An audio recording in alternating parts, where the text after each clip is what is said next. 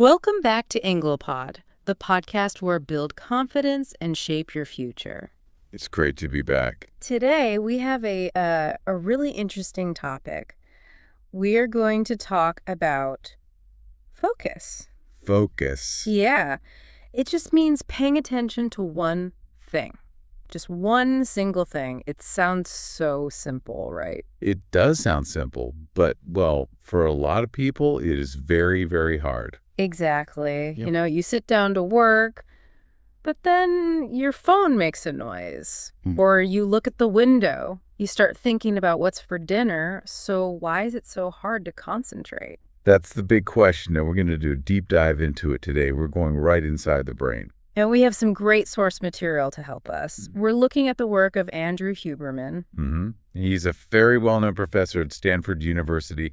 He studies the brain, neuroscience. Right. So our mission today is pretty straightforward. What's the plan? We want to learn simple scientific tools to help you improve your concentration. And we'll also try to understand a condition called ADHD. And just a quick note for everyone listening, this is an English learning podcast, so we'll be speaking a little slowly. And very clearly. And if we use a difficult word, we're going to stop and explain it. We want you to learn the science and learn some English too. So, are you ready? I'm ready. Let's start. Okay. So to really understand focus, we need to learn a new word first. And that word is perception. Perception, that's a big one. It is. Can you explain it simply for us? What is perception? Of course. Perception is basically how we see and understand the world around us. So think about the room you're in right now. Okay. I'm in a recording studio. What do you notice? What do you feel or see? I see the microphone. I feel the chair I'm sitting on. And, you know, it's a little cold in here. Okay, the cold. Good. But were you thinking about the cold, say, 5 minutes ago? No, Yeah. not at all. I was thinking about the script for the show. Exactly. The cold was always there, but you didn't notice it. Perception is what you choose to notice. It's like a spotlight. A spotlight. I like that. You shine the light on one thing, and, well, everything else stays in the dark. So focus is just keeping that spotlight on the right thing. Yes. But here's the problem. Sometimes the spotlight, it starts to move all by itself. Ah, and that brings us to our next big idea, impulse control. Impulse control. Okay, let's break that down. First word, impulse. What is an impulse? An impulse is like a sudden wish to do something, a feeling that just appears. Perfect. A sudden wish. Imagine you are on a diet, you want to eat healthy food, but then you see a big piece of chocolate cake. Oh, that's a tough situation. Suddenly you just want that cake. You don't think, you just feel this strong wish. That is an impulse. Okay, I get it. So what's the control part? Impulse control. Okay, new situation. Uh-huh. You're talking to your friend, listening carefully, and then a loud car drives past. Vroom. Right, and my impulse is to turn my head and look at the car. Exactly. Yeah. But if you have good impulse control, you tell your brain no. You ignore the noise and you keep looking at your friend. So people with good focus are really just good at saying no to all those little distractions. They are. And this brings us to a very important topic, ADHD. ADHD. We hear that a lot. It stands for Attention Deficit Hyperactivity Disorder. It's a very long name. Most people just say ADHD. Right. And there's a common idea about ADHD that people who have it just can't focus, that their focus is zero. Is that true? No, actually, that's a big mistake. It's something we call the ADHD paradox. A paradox. So that's something that seems impossible, but it's actually true. Yes. And here's the truth. People with ADHD can focus. And sometimes they can focus even better than people without it. Really? That's actually very surprising to me. But there's a catch. They can only focus like that if they're really, really interested in the subject. If they love it, their brain goes into hyperfocus. Hyperfocus. Okay, what's that? Think of a laser beam. Mm-hmm. Laser is a very strong, very thin line of light. It points at one tiny spot. Okay, I can picture that. When a person with ADHD is doing something they love, Mm. like maybe playing a video game or drawing, their brain becomes that laser. They can forget to eat, forget to sleep. You can call their name and they won't even hear you. Wow. So they have focus, they just can't control where it goes. That's a perfect way to put it. They have a very powerful engine, but no steering wheel. So why does that happen? Is it something in their personality or is it biology? It's all biology. It's about a chemical in the brain. We need to talk about dopamine. Dopamine, right. People call that the happy chemical, don't they? They do, but for focus, it's a little different. It's better to think of dopamine as the motivation chemical. It's what makes us feel ready and excited to do something. Ah, and the source material had a great way to explain this. It used an orchestra. Yes, the orchestra analogy. Imagine you have all these musicians, violins, drums, trumpets, all ready to play. But they need a leader to tell them what to do. Exactly. They need a conductor, the person who stands at the front and waves the little stick. The conductor tells them when to start and when to stop. And dopamine is the conductor in our brain. It is. See, in your brain, you basically have two modes, a relaxing mode and a working hard mode. Think of a seesaw in a park. A seesaw, right? When one side goes up, the other goes down. Perfect. In a typical brain, the conductor dopamine controls that seesaw perfectly. He says, okay, time to work, and the work side goes up. Then, time to relax. And it switches. But in a brain with ADHD, what happens then? In the ADHD brain, the conductor is, well, he might be asleep. Or on a coffee break, the dopamine level is low, so the seesaw gets stuck. So the person wants to work, but their brain is physically stuck in relax mode. Exactly. They can't switch tasks easily. This explains something really strange that the source mentioned about sugar and coffee. Yes. Self-medication. This part is so interesting. The source said that many adults with ADHD drink tons of coffee, or they smoke. And kids with ADHD often love sugary foods. It's true. Now think about this. If a person with that ADHD drinks 5 cups of coffee, what happens? Oh, they'd be bouncing off the walls, too much energy, they're shaky, talking a mile a minute. Right. But for a person with ADHD, it's the opposite. The caffeine, or the sugar, it raises their dopamine level. It wakes up their conductor. So the coffee actually makes them feel calm? Yes. It makes them calmer. It helps them focus. They're using these things to fix their brain chemistry without even knowing it. That is absolutely fascinating. Let's move on to some of the common habits people with ADHD have. The first one is called time blindness. Time blindness. This is a really big one. It means the person just can't feel time passing. So that's why they're often late for things. Very often, yes. Imagine you need to leave for work. You look at the clock and think, okay, I have 5 minutes. I'll just wash these dishes. That sounds okay. But then you start washing and you think, only 5 minutes have gone by. But you look up and actually 30 minutes have passed and now you're late. Oh, no. It's like they don't have an internal clock in their head. Correct. They're blind to time. And this connects to another big word, procrastination. Procrastination. That is a long word. Can you explain it? Procrastination just means waiting to the very last minute to do something. You have a big project, but you keep saying, I'll do it tomorrow, I'll do it later. I think we all do that sometimes. We do.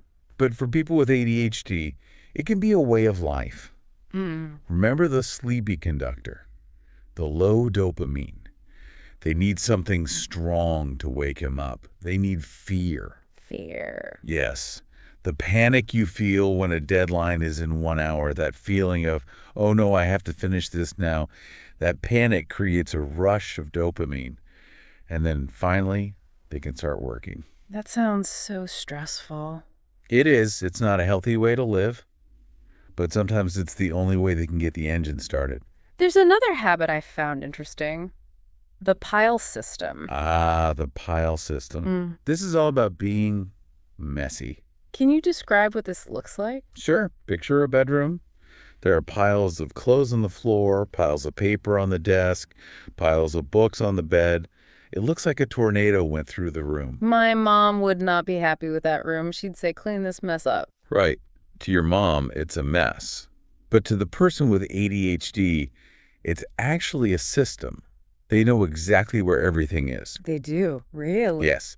They know that the important letter is in the pile by the window under the magazine. So why not just put it in a drawer?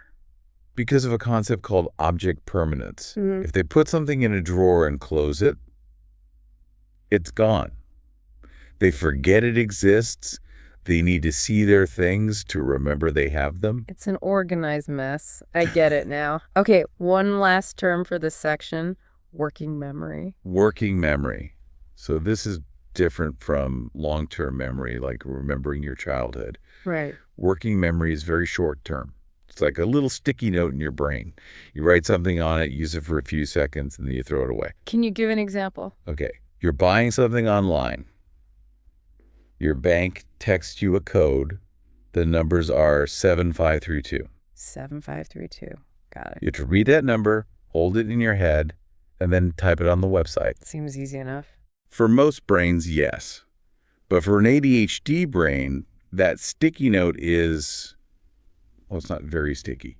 They look at the number, they turn to the computer, and poof, it's gone. They forget it in just a few seconds. Instantly. It's incredibly frustrating. It makes simple, everyday tasks feel very difficult. Okay. We've talked a lot about the problems. Now, I want to talk about solutions. Good. Let's get to the tools. So let's say I don't have ADHD, but I want to have better focus. I want to study English better. What can I do? The source gives us 3 really practical tools. And here's the surprising part. They are all about your eyes. My eyes. I always thought focus was something that happens in your brain. It is, but the brain follows the eyes. If you can learn to control your eyes, you can control your brain. First, I need to explain a concept called attentional blinks. Attentional blinks? Is that like blinking my eyelids? It's similar. You know the game Where's Waldo, right? Of course. The book with the huge pictures, and you have to find the one guy in the red and white shirt. That's the one. Okay, imagine you're looking at the page. You're searching, and then you find Waldo. Yes, I found him. I feel happy. That's the key moment. Your brain has a little celebration. Yay, I won. But for a very short moment while it's celebrating, your brain stops paying attention. It blinks. So it just shuts down for a second. For a fraction of a second. Yeah. But if there was another target, say a second Waldo right next to the first one, you would actually miss it. Because my brain was too busy being happy about the first one. Exactly. And people with poor focus, they have longer blinks. They miss more information around them. So how do we make those blinks shorter? Tool number 1 is called panoramic vision. Panoramic vision, what's that? Usually when we work on a computer or a phone, our focus is very narrow, like we're looking through a little tube. This actually creates stress. So staring at my phone makes me feel stressed. It can. To fix it, you need to do the opposite. You need to open up your vision. Okay, how do I do that? Can we try it now? We can. Everyone listening, you can try this too. Just look at one spot in front of you. It can be anything. Okay, I'm looking at my microphone. Good. Now, without moving your eyes from that spot, try to see the walls of the room. Try to see the ceiling above you and the floor below you at the same time. Whoa. Okay, I'm trying. I'm looking at the mic, but I can also see the door to my right and the window to my left. And how does that feel in your eyes and your head? It feels softer, more relaxed. That's panoramic vision. It calms your brain down and it stops those attentional blinks. If you feel stressed or your eyes are tired, just do this for 30 seconds. It's like a reset button for your focus. That's a great tip. Okay, what's tool number 2? Tool number 2 is like a workout for your eyes, a little gym exercise. Gym for my eyes. Yes. Take a pen or even just your finger, hold it up close to your face, and just focus on it. Really focus for about 30 seconds. Okay. Staring at the pen. Now slowly move the pen far away from you at arm's length and focus on it again for another 30 seconds. That's it. There's one important detail. While you do this, pay attention to when you blink. Try to control it. Why is that important? It trains your brain to hold that focus, to hold that laser beam for longer. It builds your focus muscle. So simple. Okay, and what about tool number 3? This one is a mental habit. The source calls it a 17-minute meditation. Meditation. So just sitting quietly. That's it. Sit in a chair, close your eyes, and put all of your attention on your breathing, feeling the air come in and feeling it go out. Why 17 minutes? That sounds very specific. It is. The research shows that this specific amount of time, 17 minutes, can actually change the physical structure of your brain for the better. But what if I'm bad at it? I close my eyes and suddenly I'm thinking about my emails or my shopping list. That's the best part. You don't have to be perfect. When your brain thinks about emails, you just notice it. You say, oh, thinking about emails, and then you gently bring your focus back to your breath. So making the mistake and then fixing it is part of the exercise. It is the exercise. Every time you bring your attention back, that's like lifting a weight for your brain. You're getting stronger. I love that. It takes all the pressure away. Now, you mentioned blinking earlier. The source had some really weird, surprising facts about it. This is so cool. Did you know that the way you blink actually changes how you experience time? What? No way. Blinking is just, blinking to keep my eyes wet. Well, think about this. What is a very, very long blink? Sleeping. Exactly. When you sleep, your eyes are closed, and time just disappears. You wake up and 8 hours are gone. That's true. A short blink happens when we're awake, and every single time you blink, your focus resets. It's like a movie director shouting action on a new scene. Okay. When you are very interested in something, you actually blink less. I just stare at it. Yes. And because you're blinking less, time feels like it's moving slowly. You're capturing every detail. But when you're bored or tired, you blink more often. Your brain is taking tiny little naps. And time feels like it's going by faster. Yes, because you're missing little pieces of the movie. That is wild. And there's one more physical tip. Let's talk about fidgeting. Fidgeting, that's when you move around, right?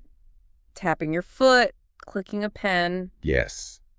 And teachers in school usually hate it. They say, sit still, pay attention. Oh, yeah. Stop shaking your leg. But the new science says that fidgeting is actually good for focus. It is. Yes. Moving your body, even just a little bit, helps wake up the brain. So if you're trying to study, it's okay to tap your foot or play with a small toy. It can actually help you think better. That's good news for a lot of us. Okay, we're nearly at the end, but we have to talk about the modern enemy of focus. The big one. Let me guess. It's my smartphone. It is.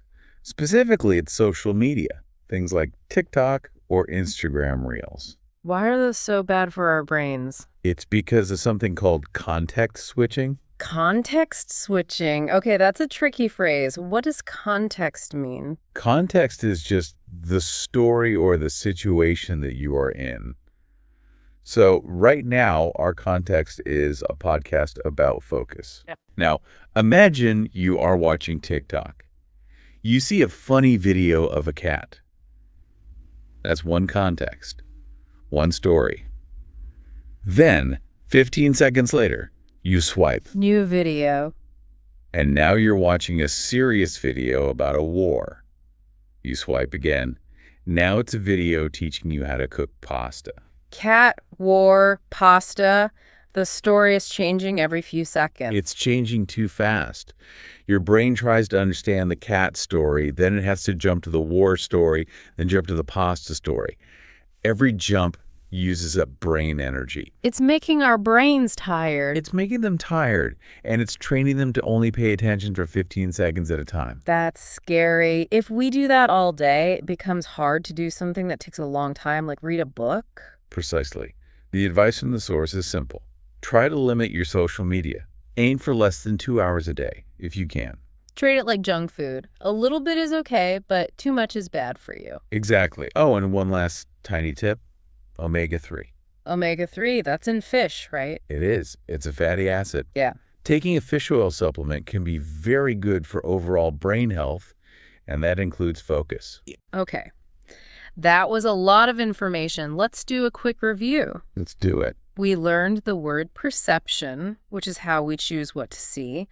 We learned about dopamine, the motivation chemical. We learned about the ADHD paradox, that people with ADHD can have amazing focus if they're interested. We learned some tools like panoramic vision, looking at the whole room to relax, and the 17-minute meditation. And don't forget that fidgeting is actually good for you. I think my favorite part was learning that by controlling my blinking, I can actually control my feeling of time. It's powerful stuff. My final thought for everyone listening is this. Focus is not about being good or bad. It's biology. So don't be angry with yourself if you get distracted. Exactly. Don't be angry. It's just how your brain is working in that moment. You can train your brain like a muscle. Use these tools, practice a little bit, and you will get better. That's a great way to end. So here is your homework, listener. The next time you feel stressed or distracted, just stop. Try the panoramic vision for 30 seconds. Look at a spot, but see everything else. See how it feels. It's a small change that can make a huge difference. Thank you for listening to EngloPod. Keep learning.